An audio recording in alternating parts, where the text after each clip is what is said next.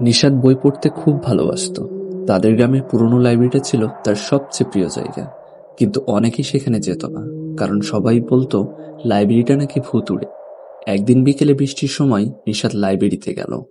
চারিদিকে ধুলো জমে আছে, পুরনো বইয়ের গন্ধে পুরো ঘর ভরা।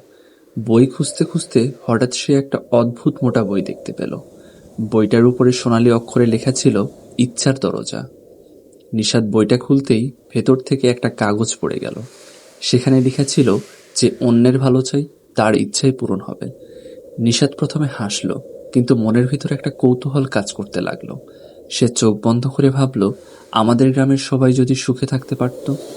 হঠাৎ লাইব্রেরির জানালাগুলো জোরে খুলে গেল, বাতাসে পাতাগুলো উঠতে লাগলো।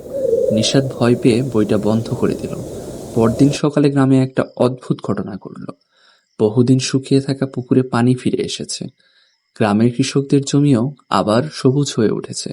সবাই খুব খুশি। নিশাত বুঝতে পারল বইটার রহস্য সত্যিই ছিল। কিন্তু সে কাউকে কিছু বলল না, শুধু মনে মনে ঠিক করল সে সব সময় মানুষের ভালো চাইবে।